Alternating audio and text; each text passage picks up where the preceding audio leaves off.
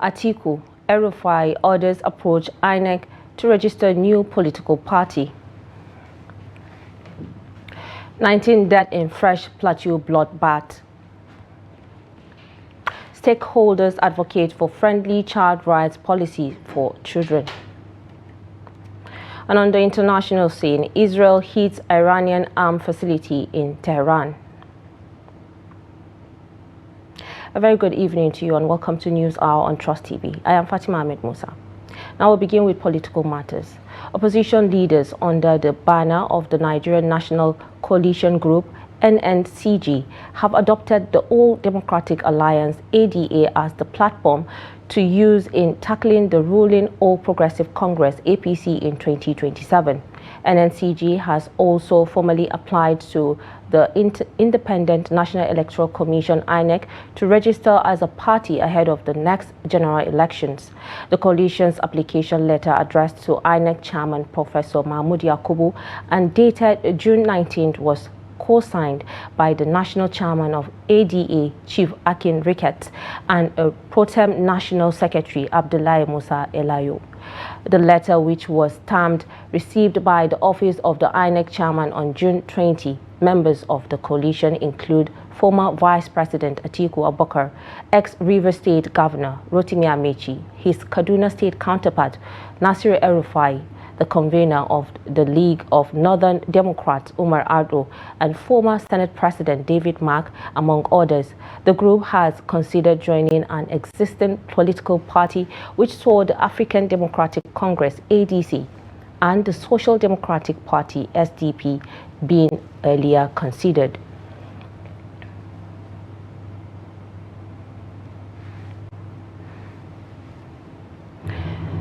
And now we have joining us via Zoom public affairs analyst Jide Ojo to give us an update or to tell us what he knows about this development. Thank you so much for joining us this evening.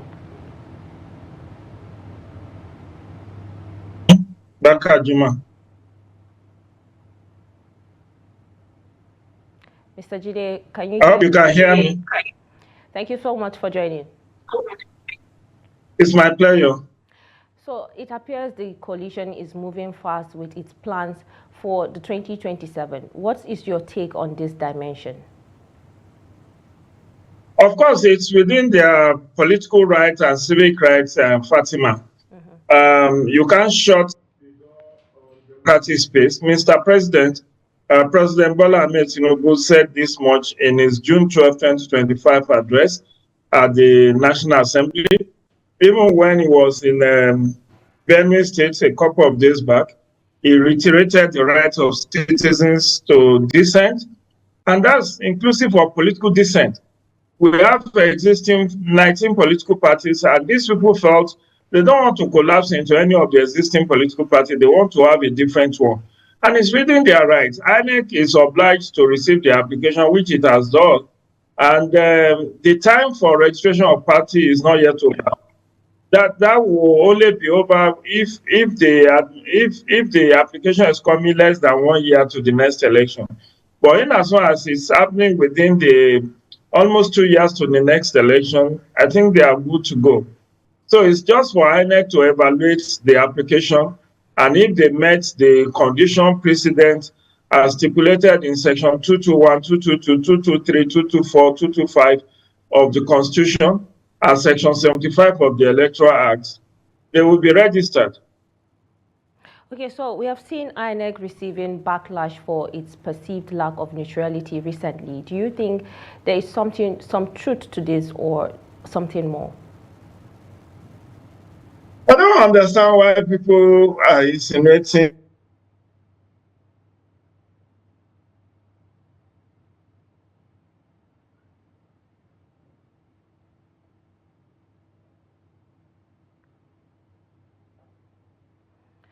We apologize for that break in transmission. Now let's move on to more stories. No fewer than 19 persons have been killed in a fresh attack by gunmen in Bokos and Mangu local government area of Plateau State. The attack happened on Thursday night in Manja community of Chakfem Kingdom of Mangu as well as Tangur community in Bokos. It was gathered that the attackers attacked the community at different times, meanwhile, that of Tangur was about 9 p.m. when people were already retiring to their beds to sleep. That of Chekfam was much earlier than that, and the attackers, it was learned, operated for a while during the separate attacks before disappearing. Sources from Mangu and Bokos separately confirmed that 7 people were killed in Mangu while 10 people were killed in Bokos respectively. The State Police Command is yet to react to this incident. Now, we were joined earlier by our Daily Trust reporter Dixon Adama, who gave us an update on this. Take a look. Yes, the update is that as of this morning, the toll from that of Bokos was 10 as of this morning, but this evening it has risen to 12, as confirmed to me by the one of the Bokos Cultural Development Council Vanguard, in the person of Barrister Pharmacy Fudan. He said 2 additional bodies were found this afternoon, so making glass 12, while that of from Mangu is still at 7. But altogether now we can say we have 19 fatalities. Besides, the police is yet to respond. I have tried to contact them, and I got a sending message on WhatsApp and SMS is yet to respond. But somebody was spokesperson of the operation, so the person of Major General Samson Yakon that said he was going to be back with details, which he has not done so. But however, the development association of doctors, in a statement this evening, sent to me just a while ago, said the security architecture and intelligence gathering of the security operatives is still very low, and it is quite responsible for all the happenings. And that, however, because the security are not able to tackle the situation, it has led to some kind of wrong narrative about these attacks, particularly the one that happened in Benue, which that the president is not well briefed about the nature of the attack, and but if the security were on top of their game and within the right thing, I think the narrative will be straight, and then the killings by the way will not be as it is, you know. And then they say they have a volunteer group, security group, who have been frustrated again by the security operatives, and those volunteers have been trying their best. And if the volunteers can be strengthened, they will equally assist the security in carrying out surveillance in the community, intelligence gathering and sharing, and all these fatalities and attacks will be minimized. About the atmosphere of the affected communities at this point? Yes, the atmosphere, because it's always becoming a daily routine. So as at in the morning, whenever there are attacks, there's always tension. Some run to neighboring villages and other safe areas to recover. The main where the attackers are gone, but most likely in the morning is where they usually come to assess the damages done. And then by that time it will be tense, but towards evening, then they'll begin to, security will probably come in, and then they'll begin to talk of burial of the victims, and then things will begin to calm down, and then security will be stable, and people gradually begin to go about their normal businesses. You know, but for now, I think the place is calm. There's no news of any tension. Even I just contacted the Mango people, and they said everywhere the relative calm has returned, and there's no cause for serious alarm for now. Still on insecurity, the Borno State Police Command said it arrested 210 suspects and convicted 86 persons in the month of June during its operations in the metropolis to curb crime. The Borno State Police Command stated that the arrests were made following tip-offs, patrol and search operations within the metropolis, resulting to the recovery of exhibits from the suspects. The Commissioner of Police, Nazir Abdul Majid, said the arrests were parts of its duty to curb crime in the state, in line with the Inspector General of Police mission to tackle insecurity in the country. He called on the public to provide reliable intelligence to aid insecurity in Borno State. I emphasize the importance of working closely with the committee members to restore law and order, particularly in addressing heinous crimes such as handset snatching, thuggery, youth gangsterism, and other social vices. In line with that commitment, the command under my leadership has carried out a series of intelligence-led operations, including raids, stop and search, exercise, surveillance, and coordinated enforcement activities. The Christian Association of Nigeria Taraba chapter has condemned the recent killings in Benue State, describing the attacks, particularly the massacre in Learwater community, as a national tragedy. In a statement made available to journalists in Jalingo on Friday, the CAN chairman in Taraba, Reverend Father Williams Awoshiri, said the renewed wave of violence was heartbreaking and called on the federal government to end the killings.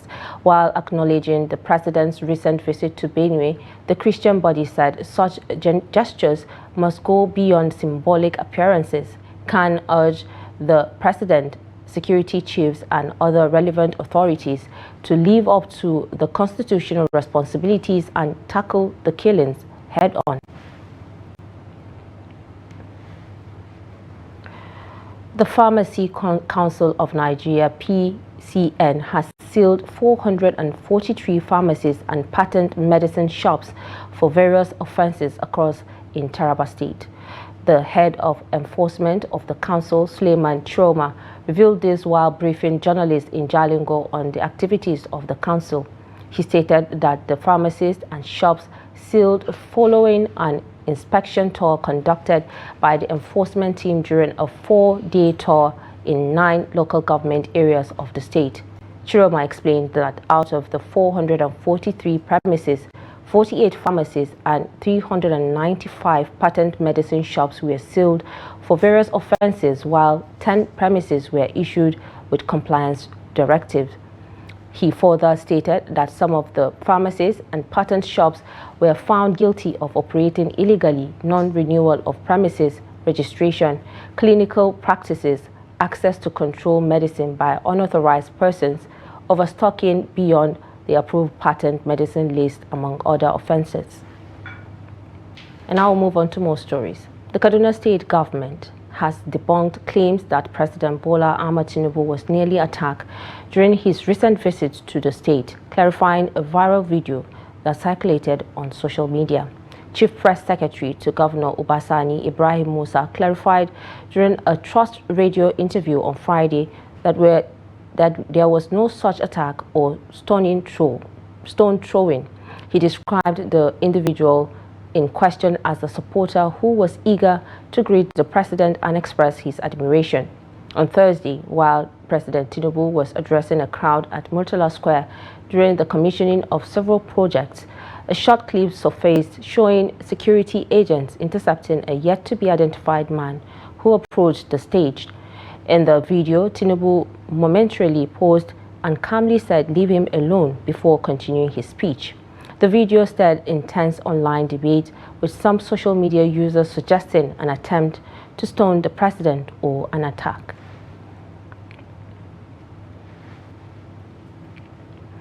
Kano State Police Command said on Friday it has commenced investigation and profiling of those seen in a viral video engaging in an act of vandalism and destruction of properties on the roads in the state.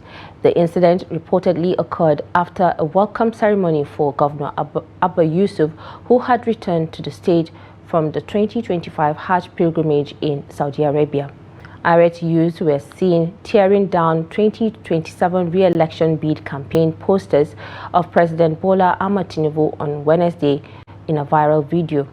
In a statement, Kano State Commissioner of Police Ibrahim Bakori described the act as criminal and constitutes security threats that will not be tolerated. Bakori urges Kano residents to be law-abiding, as he assures that the command will do everything possible to maintain law and order in the state.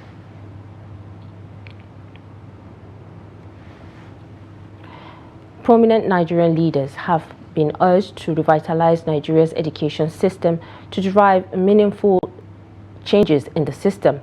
This advice was given at a Requiem Symposium in Ibadan, honoring the former Oyo State Governor, Victor Omololu Olunloyo.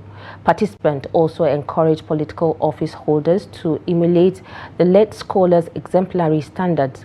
Our correspondent has more in this report. This is the gathering of prominent Nigerians to celebrate the life and legacy of Victor Omololu Olunloyo, a renowned journalist, politician, and former Oyo State Governor who passed away a few days to his 90th birthday. This Requiem Symposium brought together eminent Nigerians like former President Olusegun Obasanjo, who described the late scholar as an exceptional intelligent human being who excelled in the academics. Very interesting about Malolu is ability to analyze and put his analysis on paper, and you will find it extremely instructive, extremely interesting, extremely exciting. And he does it for anybody. He does it on his own and send it to people. Other speakers say the late Olunloyo was a respected public figure who made significant contributions to the academia while describing him as a patriot, nationalist, and politician. Olunloyo gave us a read in 1996. Today, that read persists. The names may change, the actors may rotate, but the structure, the soundboard structure remains alive, well and powerful. Your Excellencies, ladies and gentlemen, I refer you to the folklore we started with.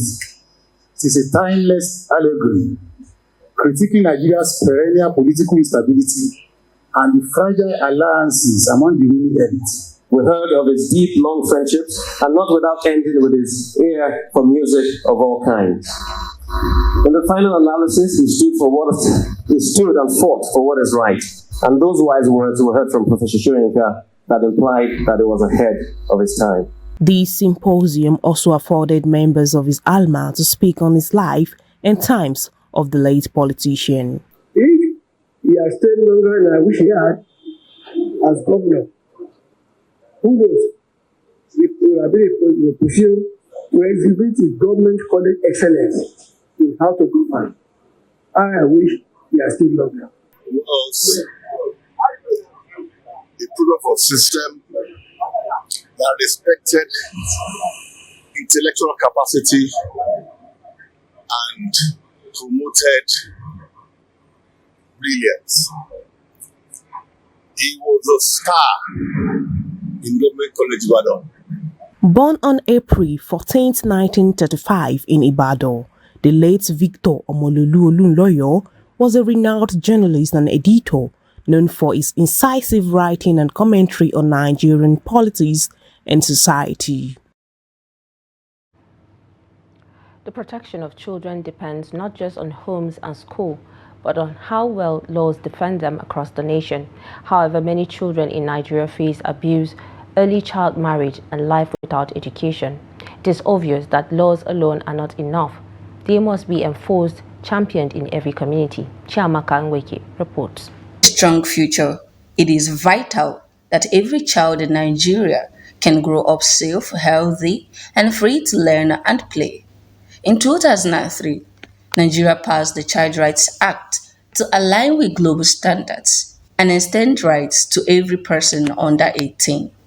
Today, 34 out of 36 states have adopted the law, but 2 northern states are yet to sign up.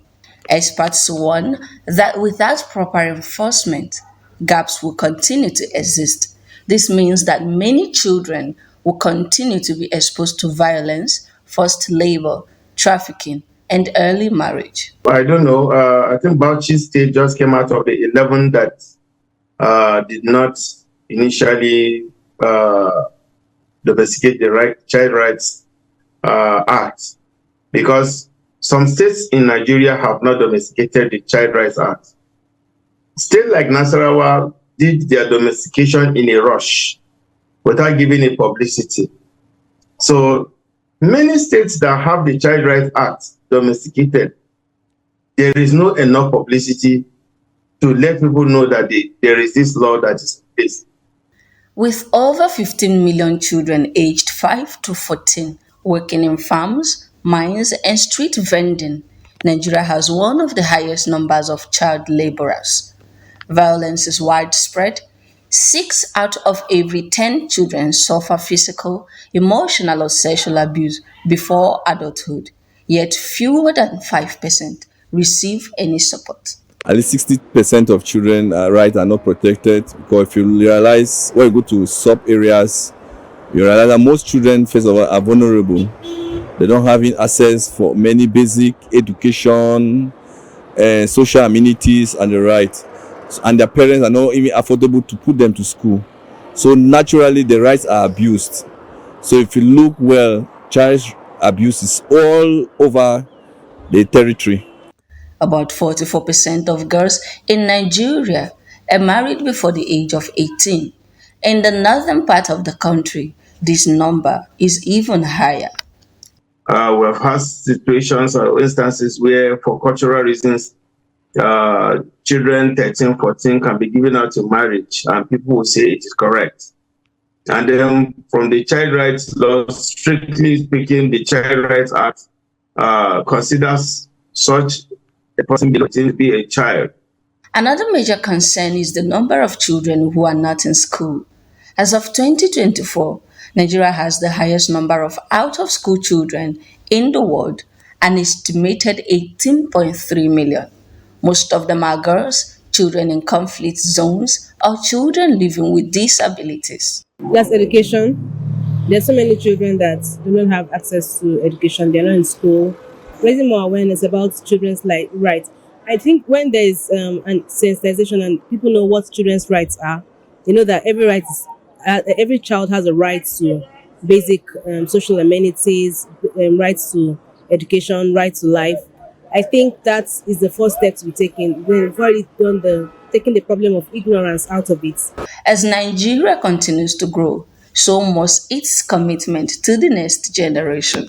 This is because the true strength of any nation is measured not just by wealth or power, but by how it treats its children, its most vulnerable and most valuable citizens. Stakeholders are advocating for more children-friendly policies and improved planning and budgeting to enhance children's rights in Nigeria. The advocacy is coming on the heels of reduced budgetary allocations to education and health below the recommended standards set by the United Nations. Here's the report. Protection of children's rights in Nigeria is severely limited by inadequate resources budgeted to it by successive governments. In addition to the lack of resources, the realization of children's rights is hampered by several factors that hinder the design and implementation of programs geared towards the protection and promotion of the rights and welfare of the child. These have left questions such as what aspects of planning and budgeting should be improved to enhance children's rights.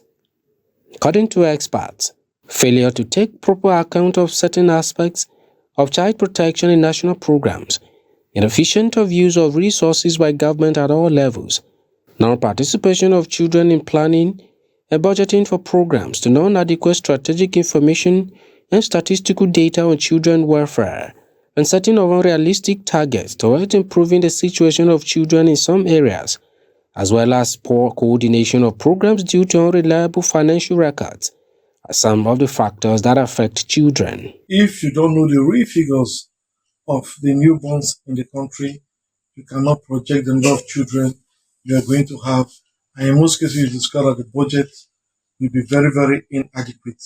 So having a very reliable data is very, very key to implementation of the Child Right Act, so as to make the budget adequate. I will not come up with issues of inadequacy of the budget. As such, we will not be able to implement policies that are meant to protect the child, the act of the child.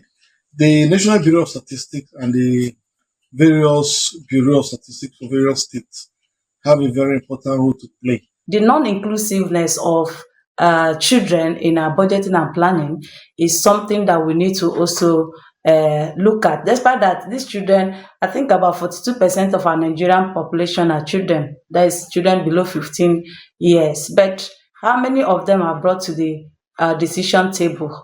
You understand? Most of even the activities like International Day of the Girl Child, International Day of the Children, any program, child days, you could see that most of the programs they are designed by the adults and implemented by the adults. They said a better exchange of ideas and experiences between stakeholders will help in planning and budgeting that will promote an improvement of living conditions of children in the country.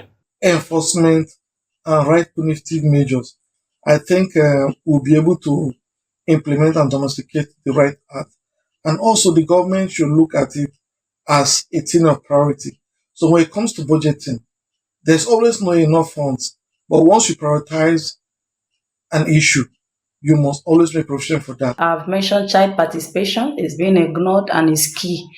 The children must participate in the design of their programs, in the planning and budgeting for their programs, their child, everything that has to do with their child rights. The United Nations Child Rights Body said there was an urgent need to raise investment in child-focused sectors and programs in Nigeria to protect children's rights and enable them thrive in transition to adulthood without deprivations. The Ogun 1 Area Command of the Nigerian Customs Service, NCS Idiroku, handed over 5 units of single-barrel den guns, live ammunition, as well as 18 cartons of explosive materials intercepted by its anti-smuggling operatives to the State Command of the Nigerian Police. This is just as the service also handed over 1,030 parcels of cannabis sativa to the National Drug Law Enforcement Agency NDLEA command in the state. Speaking while handing over the prohibited items to the police and the NDLEA officials at the Idoroko border, the commander's area controller CAC Godwin Otunla said the ammunition, which consisted of den guns, 1,433 rounds of live cartridges and explosives were intercepted in different locations within Ogun State. Trust TV's Abbas Alibi now reports. The contraband, which duty payable value was put to over 344 million naira, were among the seizures recorded by the command between 24th of April and 18th of June 2025. At the handover event, the command's area controller Godwin Otunla, said the items intercepted in different locations within Ogun State, including Lusada Adodo axis, Abule Kazim on Igbora Road, Abekuta axis, Imeko axis, Idiroko Owode axis, Ikokia axis, among others. Today's briefing highlights our progress and key achievements in border security and anti-smuggling efforts through strategic enforcement on collaboration with relevant security agencies. Otunla listed other items seized to include 2,627 bags of 50 kg foreign parboiled rice, 4 units of used vehicles, include 2022 GLE Mercedes-Benz SUV, 2014 MLS Mercedes-Benz SUV, and 2011 Hyundai Elantra Salon car, 7 units of means of conveyance, and 29 bundles of used pneumatic tires. Smugglers and their collaborators are hereby warned to stay clear of Ogun 1 Command. The police and NDLEA representatives commended the success recorded via interagency synergy during the handing over of the intercepted items. Let me appreciate the Nigeria Customs Service for what we are doing today. I'm here on behalf of IGP Kayode Egbetokun, PhD, and on behalf of my able Commissioner of Police, Ogun State, CP Lanre Ogunowo. I'm taking over the item handed over to her today. And let me use this opportunity to thank Nigeria Customs Service, especially Ogun 1. You all believe me that if this quantity of exhibit has entered into our large society, we all know the havoc it will have caused. But we are thanking them for the interception. And I want to, this handing over today is a symbol that there is a robust collaboration and operational synergy between Nigerian Customs Service and NDLA with other security agencies. It is also a signal for the transborder traffickers. Comptroller explained that his command has intensified surveillance, deployed strategic intelligence, and stretched collaboration with security agency and community stakeholders to enhance border operations. He expressed his appreciation to the Comptroller General of Customs, Bashir Adewale Adeniyi, for his dynamic leadership, unflinching support, and consistent encouragement to sustain the heat on the smugglers and their collaborators. From Idiroko border axis in Ogun State, Abbas Ibrahim Alibi, Trust TV. This is News Hour on Trust TV. We'll return shortly after this break.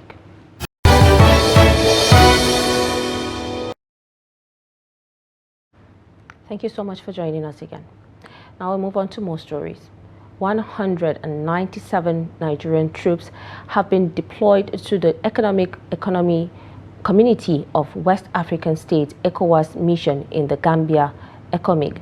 The troops underwent training at the Martin Luther Agwai International Leadership and Peacekeeping Center, Jaji Military Cantonment in Kaduna.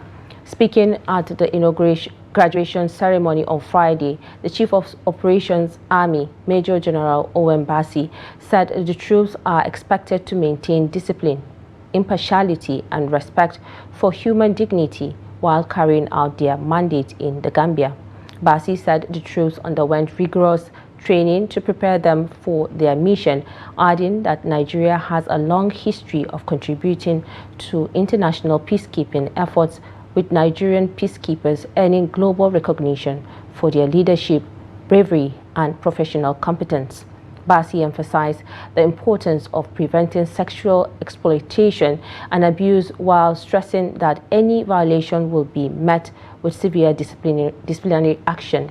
He reminded the troops to respect the local laws and traditions of the people of Gambia and to uphold the values that defines Nigeria as a great nation. Now, Israel's military said Friday it struck dozens of targets in Tehran overnight, including what it called a center for the research and development of Iran's nuclear weapons project in the 8th day of war between the two foes. In a statement, the army said it had completed a series of strikes in the heart of Tehran. According to the Israeli military, the SPND headquarters is used for research and development of advanced technologies and weapons supporting the Tehran regime military capabilities. The army said that during the night on Thursday, more than 60 fighters jets struck dozens of military targets. The military also said it intercepted overnight 4 UAVs launched from Iran. In a separate statement, the army said on Friday it had hit 3 ready-to-launch missile launchers aimed at Israeli territory. Israel, claiming that Iran was on the verge of developing a nuclear weapon, launched airstrikes against its arch enemy a week ago, triggering deadly exchanges.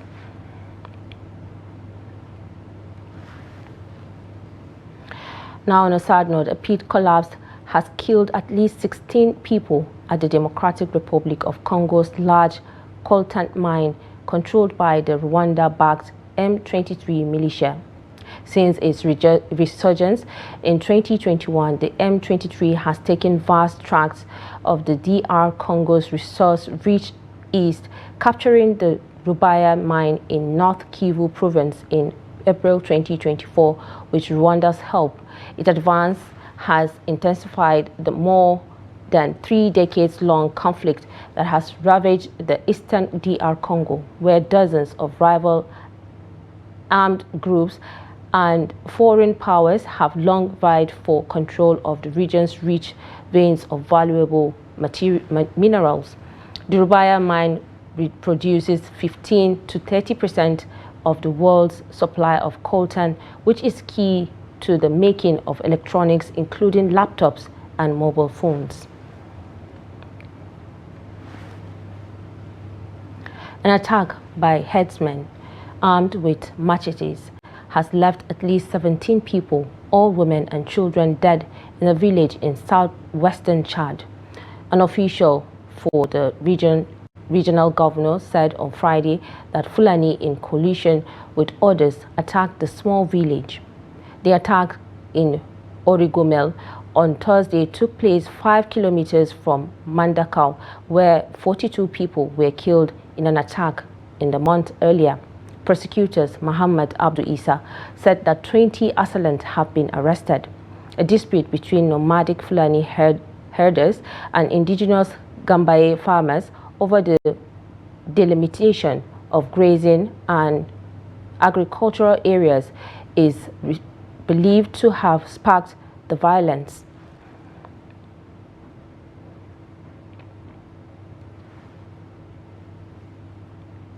Now let's go on a quick break when we return.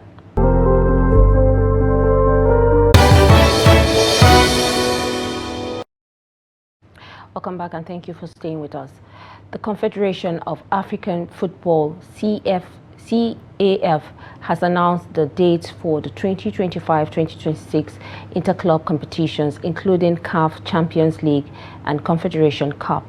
First league fixture will be played between September 19th to 21st, 2025, and the reverse fixtures will be played between September 26th to 28th, 2025.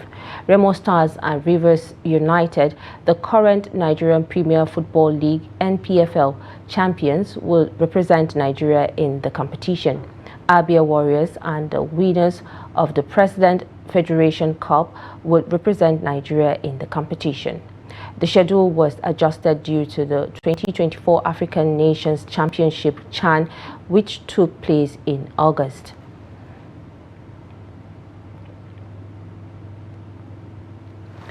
Former Sporting Lagos and Plateau United defender Ekene Olisema is set to join 2 times CAF Champions League winners and 9 times NPFL champions Enyimba FC. Ekene, who is the younger brother to the serial Olisema, ex-Enyimba midfielder, has been identified as a major target for the People's Elephant of Aba. Enyimba officially resumed on Friday, 20th June 2025, for the upcoming season, with old and new players expected to join the team. And now it's time for us to join Adeni Ajishafe for more news on sports. Nigerian Scrabble players have been projected for better performance to conquer the world as the 5th edition of Emmanuel Egbele Annual Scrabble Tournament serves off as a platform to prepare for West Park in Accra, Ghana. Current African champion Oluwatimilai Doko, 2022 winner, and former African champion Enoch Nwale. Top contenders are all for a great contest. As new players, we have their circle despite sharing the same arena with the experienced Germans. Scrabble players from rating 1,299 and below will meet in the challengers category, as 1,300 and above will compete in the elite zone, while introducing the sage category for the veterans. Chief convener Emmanuel Egbele highlights expectations ahead of the World Championship scheduled for November. So this year we hope to have actually 3 divisions, based on, of course, our ratings that we have for players in Nigeria. So we have what we call the elite, which is the highest division, which is for players that have a rating from 1,300 and above. And the second division is what we call the challenger division. And this is for players who have a rating of 1,299 and below. Then the third, which we have, is called the Sage division. And the Sage is for our veterans, all those who are our seniors, in the game. So we have also created a special division for them, which we call the Sage division. So the Nigerian Scrabble Federation will be on the lookout for players to represent Nigeria at the forthcoming global event. Just to let us know, this year we're going to be having the World Scrabble Championship, which is taking place close to us in Ghana. And this competition is one that the Nigerian Scrabble Federation is going to be looking intensely at as a means of getting some of these top players that would represent the country. So for us, it is open to very experienced players, and it's also open to even newcomers players. Emmanuel Egbele annual Scrabble tourney is scheduled for Lagos from 5th to 6th July ahead of World English Language Scrabble Players Association Championship in Ghana. That's Sport News. I'm Adeni Ajisafo. And with that, we have come to the end of News Hour on Trust TV. Do not forget to watch us across all our social media platforms for more news, programs, and documentaries. I'm Fatima Ahmed Musa. Thanks for watching.